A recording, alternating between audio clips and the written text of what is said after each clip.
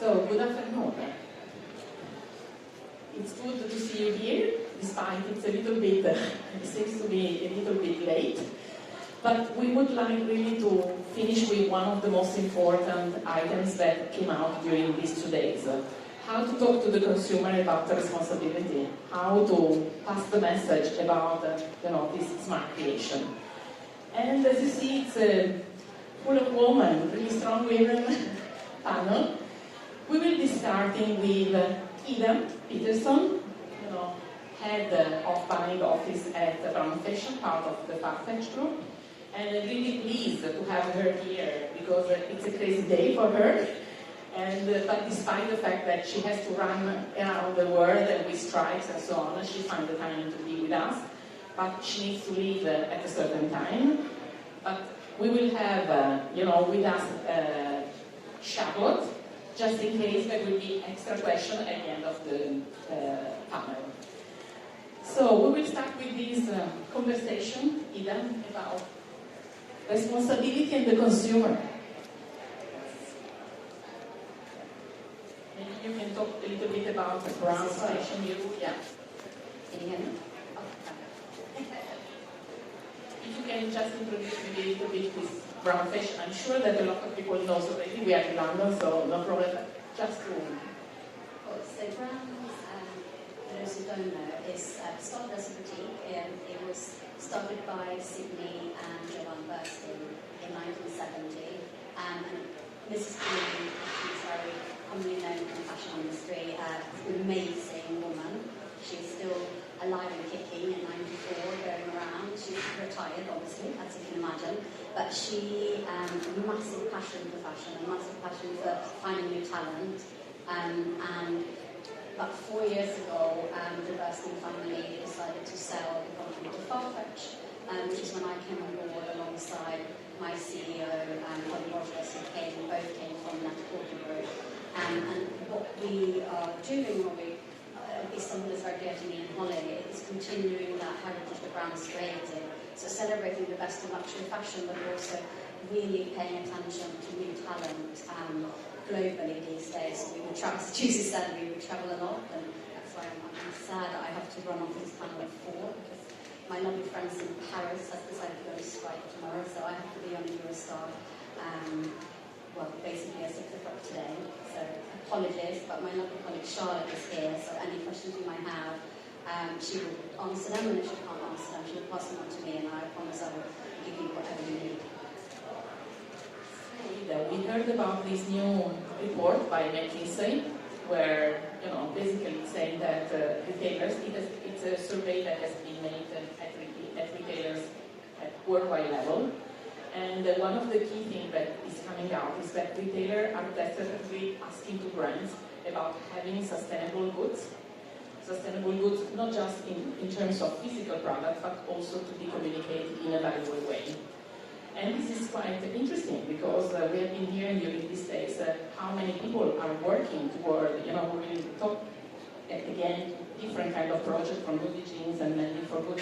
Everybody is really working, but it looks like something is missing then at retail level when people want to buy something. There is a market research that is saying that the consumer, is missing, interesting things, let's say fashionable things, and also they do not trust sometimes the communication because there is not evidence behind it.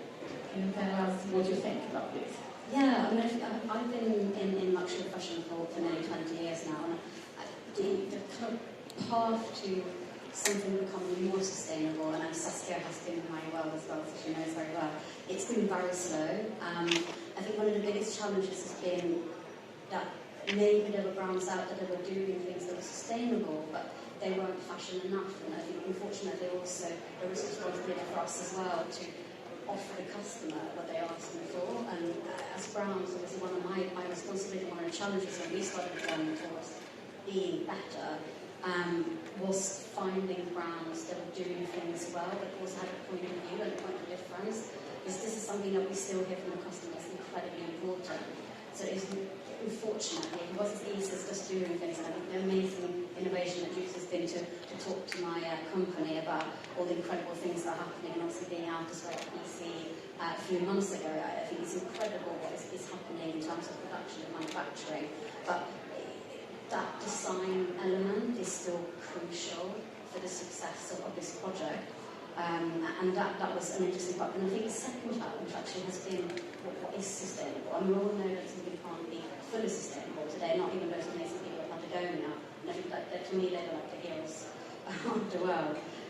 But you know, the reality is like there were so many ways to interpret it. So I think that was one of the things for me as well when we started looking at it and started talking to brands. Was just under about 2.5 years ago.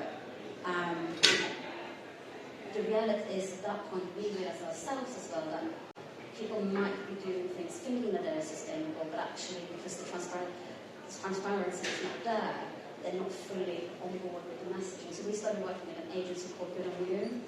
Because what I was hoping for, like, my imagination was that we would have, like, you know how you shop in a supermarket. It's basically a supermarket for the luxury fashion. So that part of us eating better, and it's those conscious, sometimes I think today, unconscious like choices that we make, because it's all there and it's labelled.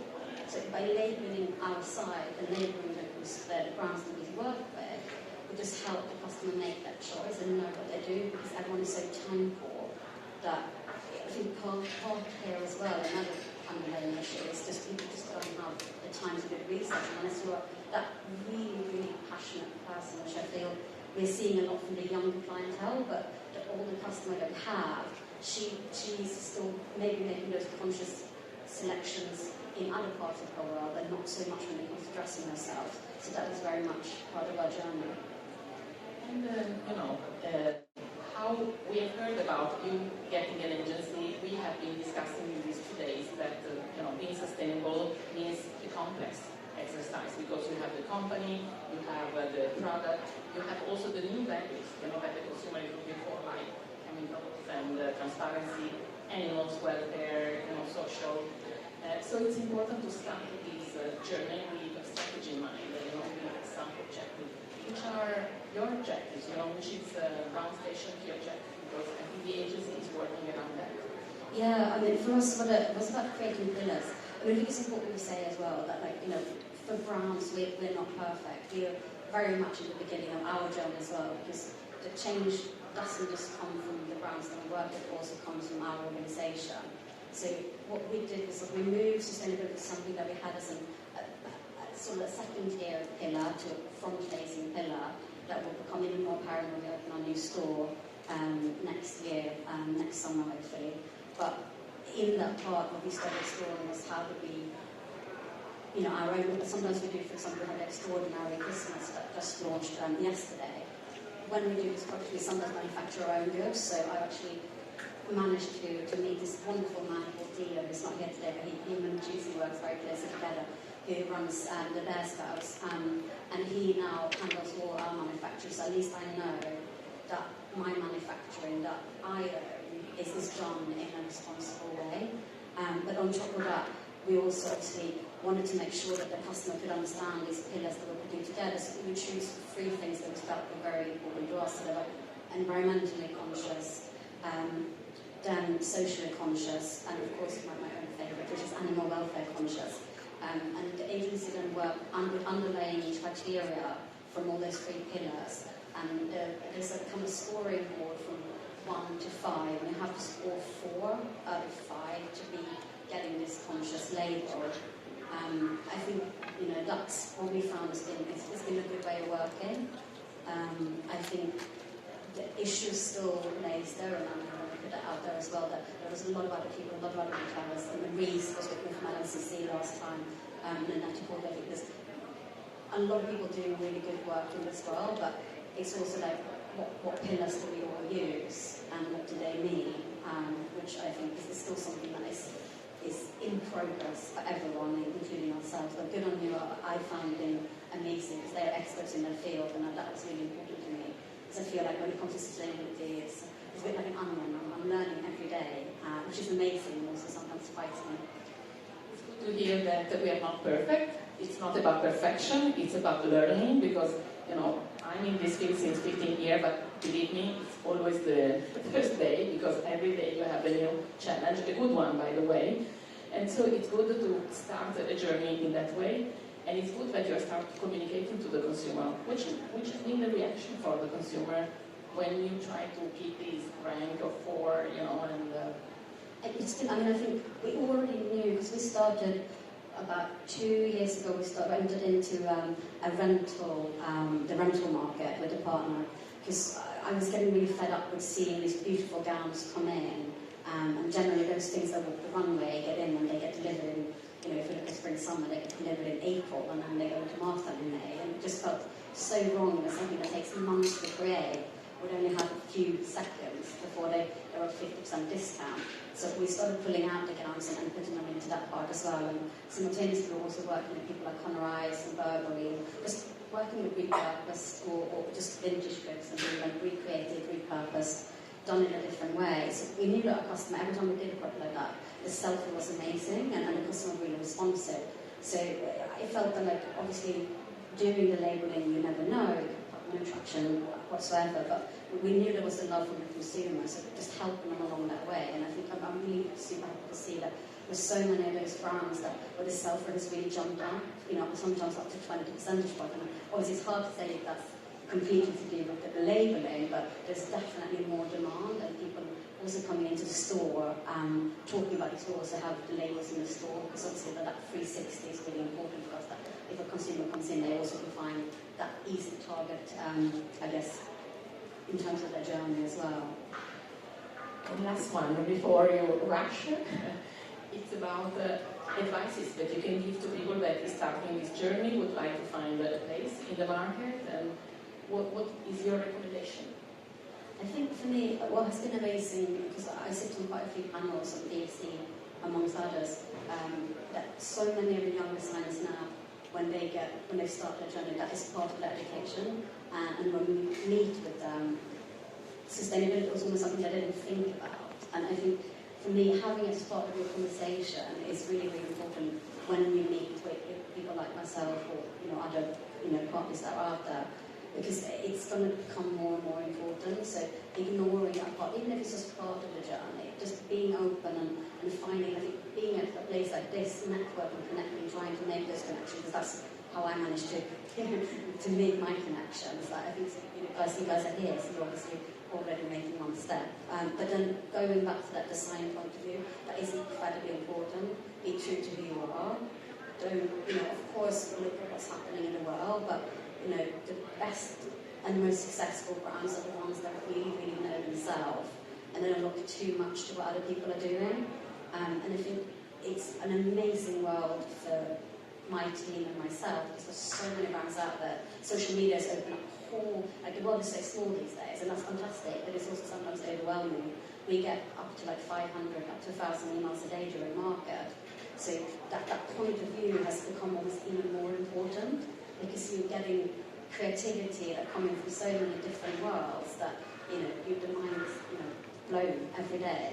So please, like, if you have something that you feel strongly about, sometimes it's maybe not exactly what's in fashion now, but if you get good feedback, stick with that, because I've seen some amazing success stories. Maybe it's not just that first season is coming along, but by being individual, you will make that. That's great, Ida. Thank you very much. And, you know, I think we have 1 or 2 minutes if someone wants to ask a question, so that we can then pass to the rest. Okay. Question? I think you've been really clear. I think, you know, the message about creativity for me is a key one, because nobody will never approach responsibility or innovation if the government is not good looking. You know it's obvious, but it's still something we need to work on. But then innovation and responsibility with good values to rank. I think that takes a lot. Thank you so much, guys. Thank you.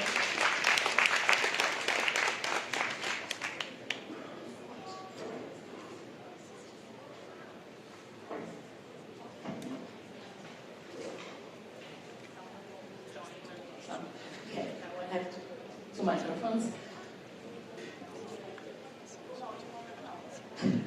Now we dance. Welcome, Sandhya. You need these. Okay. Can we move to the next subject? You can go. So, Sandhya, this morning we have been talking about the strategy, the design, your story. And, this afternoon we would like to go through a little bit the story of knowledge because it's important, but also how you communicate to the consumer, this value. And you have many things to say, I think. Yes, we should. And it would be a little bit of repeating, I guess, for the ones that came here on the previous session. But I try to focus a bit more on the consumer side and how we try to attract our consumers. So basically, just a recap. Nudins, a Swedish styling brand from Gothenburg, founded in 2001. We had 3 owners, Maria, Palle and Joachim, and they are all still working in the daily business, which is kind of good, of course, and it's privately owned, so it's also enabled us to do basically what we want. And we are about 80 people now in the head office, taking care of all aspects of the business. We have a great customer care team, it's called, having all the relations with the online shoppers, and of course all the design and product development and so on in the head office. And we have about 32 repair shops now, and soon to open up more. And that is, of course, where the major interaction between us and consumers are taking place. But also in the online shop and also in the customer service that is connected to the online shopping. And, of course, in all the retailers worldwide. A few milestones for Nudins is that we started in 2001. Responsibility and environmental concerns, socially concern is something that is embedded in the brand since day one. We had early on a collaboration with Amnesty because of their work with human rights. And we made the first organic garment in 2004, so it was quite early on as well. In 2006, we had a lot of meetings with our fabric suppliers, trying them to produce organic fabric for us. And in 2009, we joined Fairwear, which is an organization for improving working conditions in the supply chain. In 2011, we started working with an Indian supplier, also introducing fabric, organic cotton into our collection. And in 2012, finally, we had a full denim range made of organic cotton. And in 2013, we launched a production guide, which I spoke about a little bit in the previous session. And 2013 was a busy year. We opened up the first repair shop, actually here in Soho, London. And we also had the first payment of living wages. That's a topic that I didn't go into yet. But I'm happy to take any questions on that as well. This is a major part of what we do in suppliers in India. And we also won the prize for that in the year after. And since last 2 years back, we have all the cotton products made of organic cotton in our collection. And this one I like to repeat because it's kind of important. It is also very crucial to our customer relation. Something to be proud of. Yeah, I think so. So in 2018 we repaired over 55,000 pairs in our stores. Of course that is a lot of pairs. It's kind of difficult to visualize, but if you fold them twice, it will make the pile taller than the highest building there is. So it's a lot of jeans actually. And of course that is not only good for the customers, it's also good for the environment, where we save a lot of energy and resources of prolonging the life of the garment. And we also have this service in the stores where you can hand in the jeans, you can get a discount on the new pair. And we take those jeans and mend them and fix them up and sell them again in our reuse program, as well as in the stores as well as online. And the target for 2019 is about 50 million euros. And as you can maybe see, I don't know, it's a bit blurry, but the wholesale business for us today is about 50%. And our own retail, our own stores are about 25%, as well as the e-commerce. And last year we started to measure our NPS, the Net Promoter Score. It's connected to the purchase online. And whenever anyone purchases something online, they get this kind of a survey back where they can enter any feedback for us. And we had a score of 81, which apparently is quite good. The scale is -100 to +100. And normally they also put in some comments in there, saying, for example, that service, product, and sustainability is what I like about the brand. And that is, the most common comment from the MPS survey. As I told in the earlier session as well, it all starts with a pair of drives that is the core product with dry denim. And this is really well connected with the consumers, because here we encourage the consumer to buy a pair of dry jeans, to wear them in, so they adjust to your lifestyle, depending on how active you are. If you're in an office, maybe the result will not end up like this, but if you're having a more active lifestyle, it could be like that. We encourage the consumer not to wash them for the first 6 months, to get as much effects as possible. And that is of course good for making a commitment to the consumers, and also trying to include them a bit in our world. But it's also good for the environment, of course. And this could be the look after the first wash, like after 8 months. Let's see. Yeah. Right. I was going to mention one other thing, but here is an example of things that we're going to do more of in the coming year.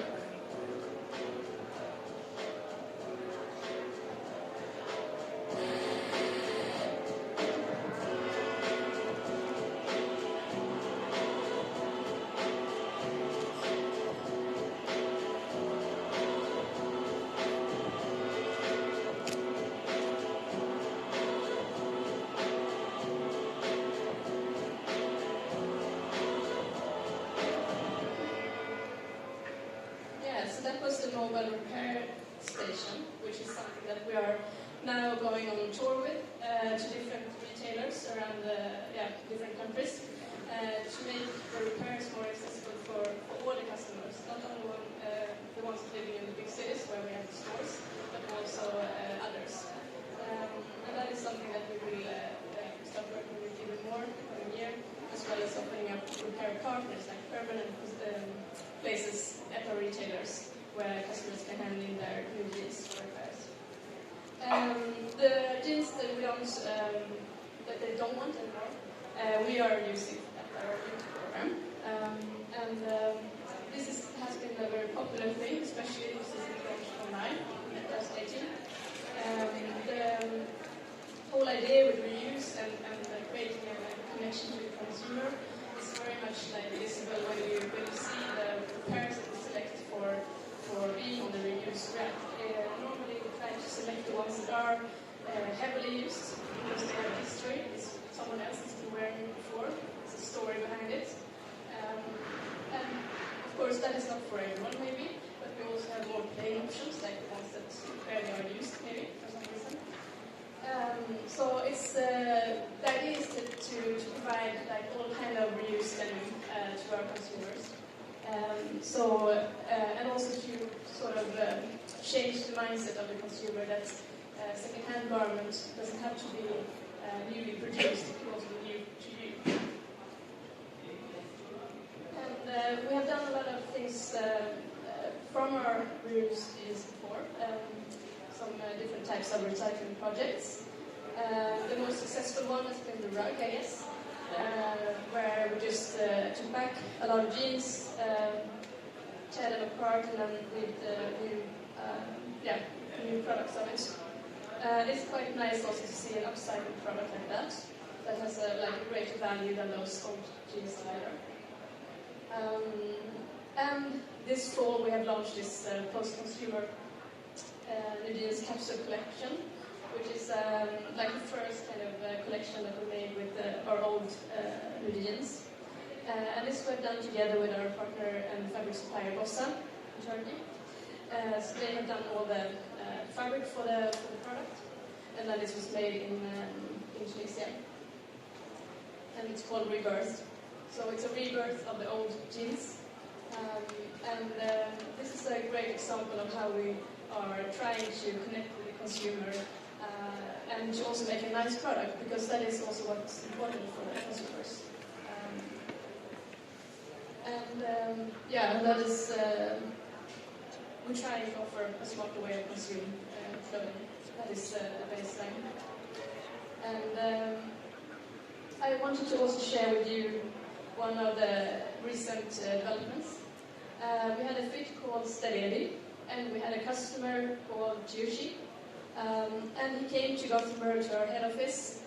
He was wearing those very nice warning pairs, which he had had for a very long time, and mended himself and also repaired himself. And so it had a really nice break-in effect on it. And we liked the way that he talked about his jeans. He was talking about his jeans like it's an old friend. And he said that when you have any trouble with your friends, you just don't throw them away, you try to fix it. And the same relationship he had with his jeans. And that was kind of a story that we liked and tried to do something about. So we decided to make a replica of his jeans, limited edition, 300 pieces. And it was offered to our customers in the customer club, first of all, and sold out quite soon. It's also been on the fairs in LA and Amsterdam to be shown. And I think that is a really nice story of how we try to connect the consumer with our core values of repairing and prolonging the life of the garments, as well as offering a nice product that apparently many people like. So, yeah. And lastly, I want to mention also that we opened a new store here in London. So if you have the time, you can go and check it out and see how everything works in real life, and also see how the staff is really well educated, I would say. And you can see and try to the customer experience yourself, I guess, in the stores. Yeah, that's all.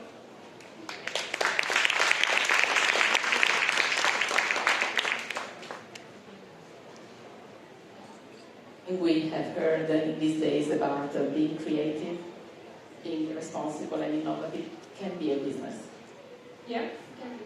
And the consumer is available, to be involved, to understand, to buy sustainable solution when it's involved in the right way. Yeah, exactly. And I think it's important to also kind of target your group, like your customer group, and also provide products that they are interested in. I think it's as simple as that, and to have a strategy that is going 300 degrees, because we have seen so many activities. But the key thing is that you're doing something that yesterday we heard at conceptual level in terms of circular economy, in order to be more durable, to less impact, and to do good things for the consumer, but also for the business, and this is happening. So thanks a lot for sharing this. And let's go to the next level. We have Barbara and Saskia. I can give just this one. Okay, mechanical. Barbara is coming from the design and craft activity. And Saskia's worked over 20 years in luxury fashion, correct? And today they are presenting us something really interesting, thinking about consumer, thinking about the production system, because it's a solution to something that it's really something painful, Can you take us over your work and your next solution, please? So, can you hear me? Yes.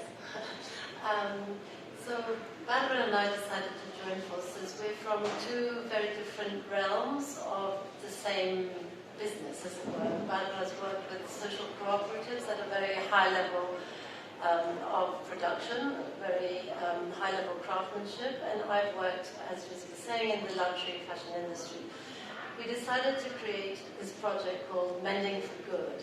And the idea of mending is partly what you were saying about reusing and reloving and cherishing what you have already, but more importantly, it denotes a larger idea of mending, the idea of repairing a broken system.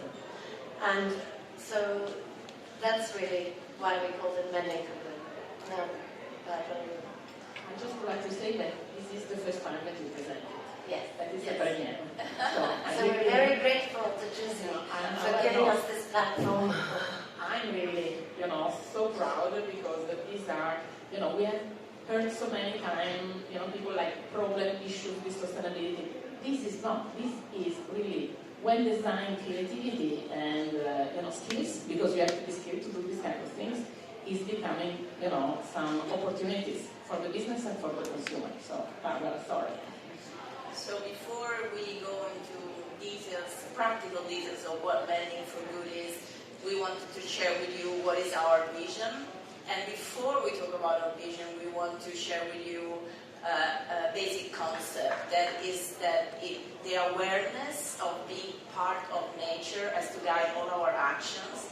And until we start to do that, we can talk about so many things, but nothing will be really changing. So we have to say really loud and clear that we are part of the natural systems, because this human-centric approach that our society has had up to now has failed, and we have the proof of that. So with this awareness, we have to continue working each month in our different business. So our vision. So of course the concept of responsible, sustainable fashion has many words around it. But for us, the main thing, important thing, is to merge design and ethics. And that means to create honest quality product. And for us, the word honest is very important, because honesty is about dignity, is about respect, so it means many things. So we work towards that, to create honest quality products. And that means recognizing people behind products, the humanity behind things, so people who make the things, recognize them. It is about working with our values, so create inclusivity through creative projects, and that was already addressed in this panel. So through creativity, we can also create, inclusive projects, and celebrate the beauty of the handmade, because we are aware that in this world the two challenges are going on two paths. Now the technological research, which is so important in the supply chain, and is happening, and it's very important, but it's of course not our world. Our world is that of cherishing the handmade, which is also becoming really important. So this is the path that we have taken. And of course transforming this traditional craft into contemporary projects. So what is our background? So basically it has already been said, but I come from working with women groups, artisans, cooperatives, NGOs, UN projects all over the world, and then concentrating in projects that were based in Italy, so to support social projects that work through craft in my own country. So I, on the other hand, come from really the luxury brands. I was very lucky to work for the top luxury brands, which again also took me to work in various countries of the world. But I think what happened at my stage in my career was I felt that, as Ida was saying earlier, that the fashion industry has an enormous impact, as we know now, on the planet, but it's in some ways a little bit slow to change. And so I felt, coming from that industry, it was also a challenge and an opportunity for me to do something within that industry. And so I've decided to take the side step and work in collaboration with Barbara to try to work towards a more responsible output. So then we tried to distill our aims for Mending for Good. And we really distilled it down to two factors. So one is the environmental, and the way we want to approach it is really through a radical adoption of a circular economy approach, circular economy values. So we know the big problem, one of the many big problems, is overproduction, waste, excess stock. So we want to premise our work on a certain amount of circularity.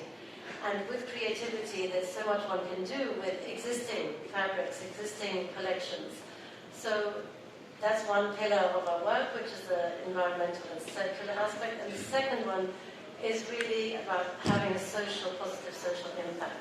So it's about working with people who come from communities, who come from fragile backgrounds, who have certain social fragilities, and who, through their work, can really be empowered. So that's how we set up. And this is where, going back to what we were saying, how do we communicate? And I think if you can make a product, repurpose it, and say that there is that really positive message, you're doing something positive for the environment, and you're working with people who have social need, who you're training at a very high level. And again, that's very important. We all said we all work in the fashion industry, and it is ultimately about the beauty of the product.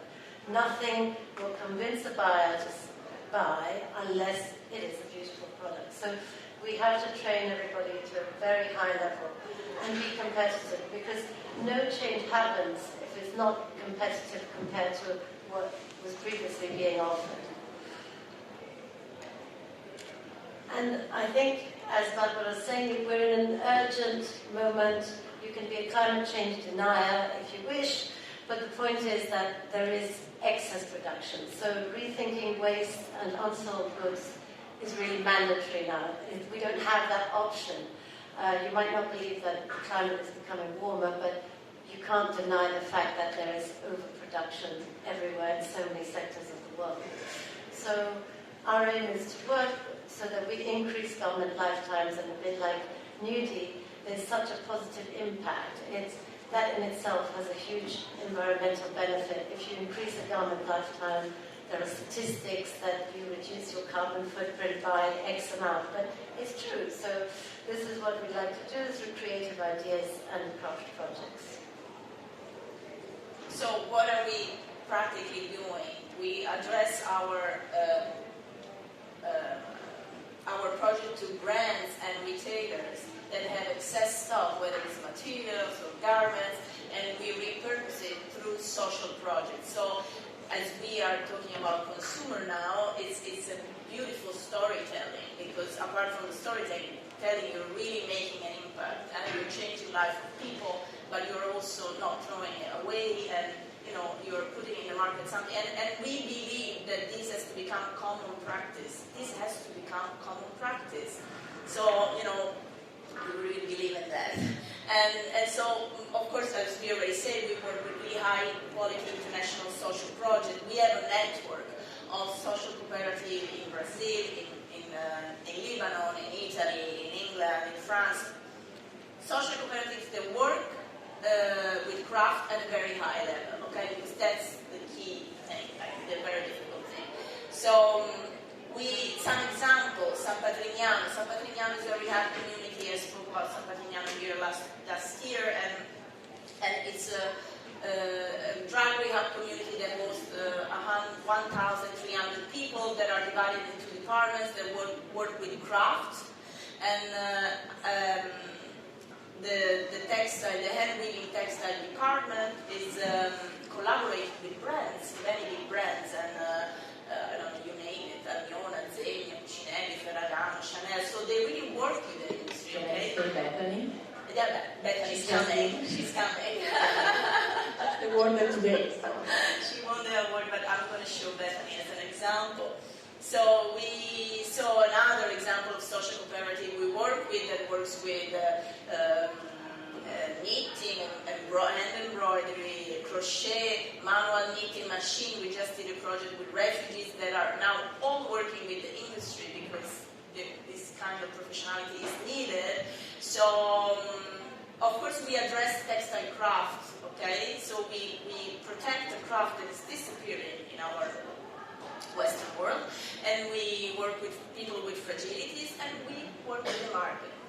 And another example of a prison project we collaborate with here in London, and of course a few examples of practical things. So this was a beautiful project we did with Ferragamo. So we worked with their leftover waste, and that was hand woven by the community of San Patrignano and used for their boutique in Florence at the opening of the Sustainable Thinking exhibition. So it was a beautiful collaboration between a social cooperative, a big brand, and addressing their wastes through a special project. Okay, this was a special project. We worked with Bethany Williams, who just won the New Gen Award yesterday, and as menswear designer, she makes hand-woven textiles from wastes, also in San Patrignano, and then there is a new project that we're starting beginning next year. Yes, so this one, as Monica was saying, we have a network of social cooperatives that have already been trained, that have had a lot of years of training, and they already work with us in the industry.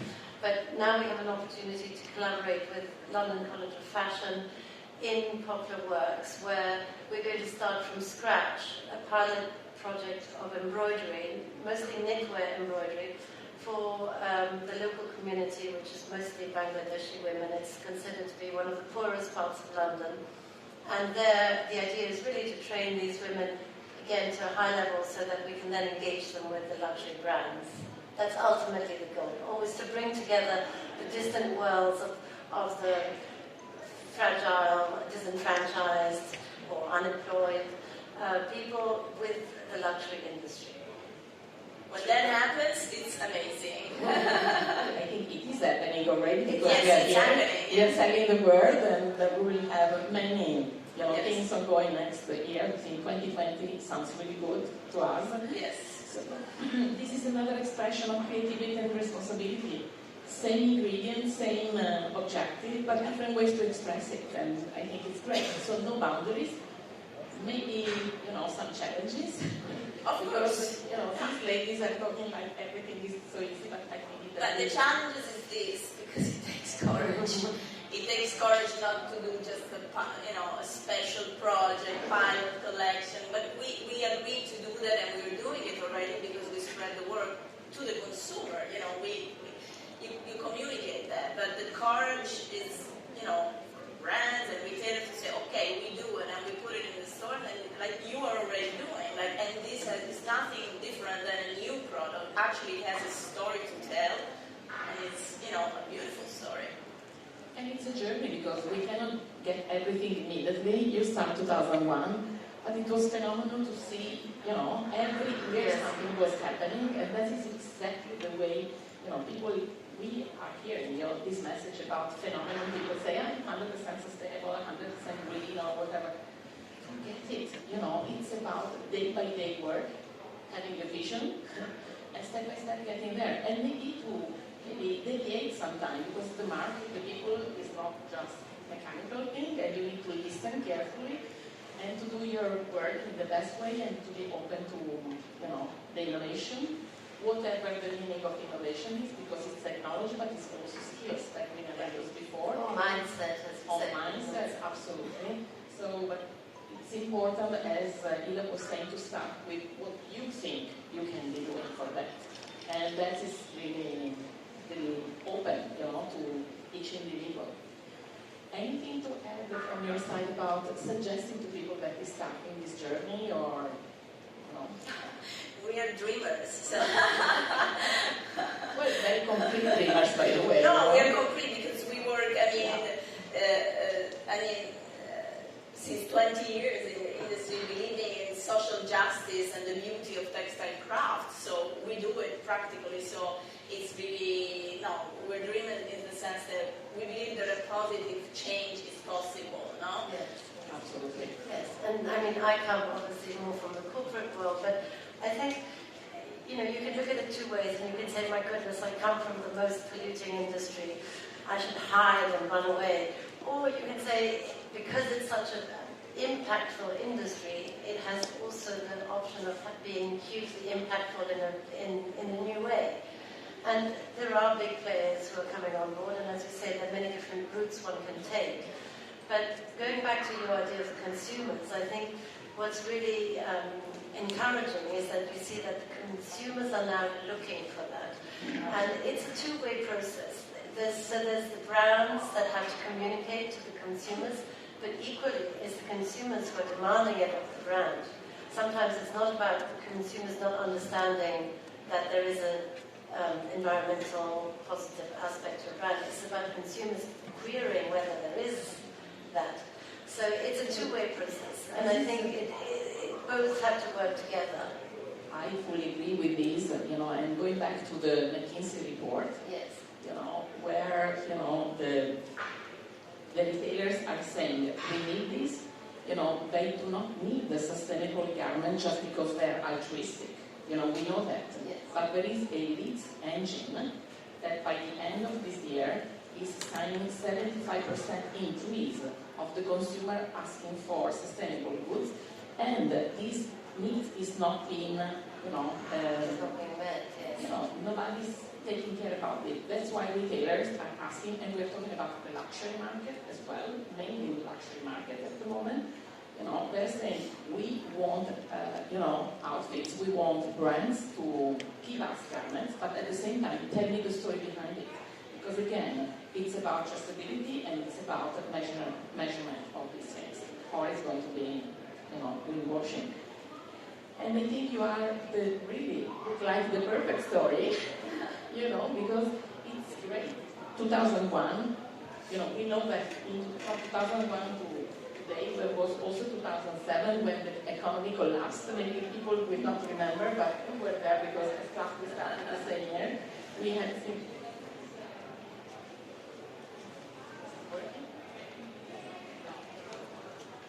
Yeah, so I think in 2007-8, when the finance crisis came, I think that was one of our biggest challenges because the demand for organic cotton worldwide was going down.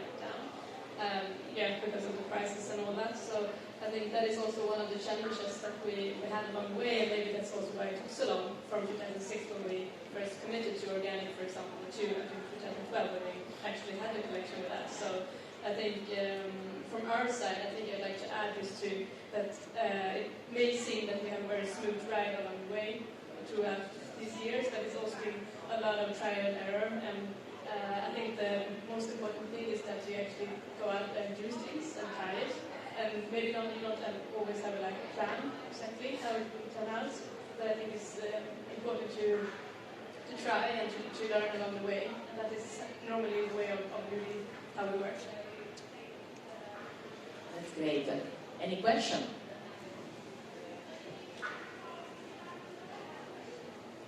Sorry, I couldn't see behind me. Yes, I'm coming with the microphone. The other is not working. It's your turn. Hi everyone. Thank you for such inspirational stories. They're amazing. I'm designing myself at the beginning, so really thank you for so many inspirational examples of how to do business. But at the moment, I have a very practical question. You said your jeans are not supposed to be, I suppose that's your question as well, not supposed to be washed for 8 months. I know about that philosophy, and all that, and I heard about the freezer and everything, but still, how do you do it? Do you do it yourself? Congrats if you do it. I haven't tried, I don't know.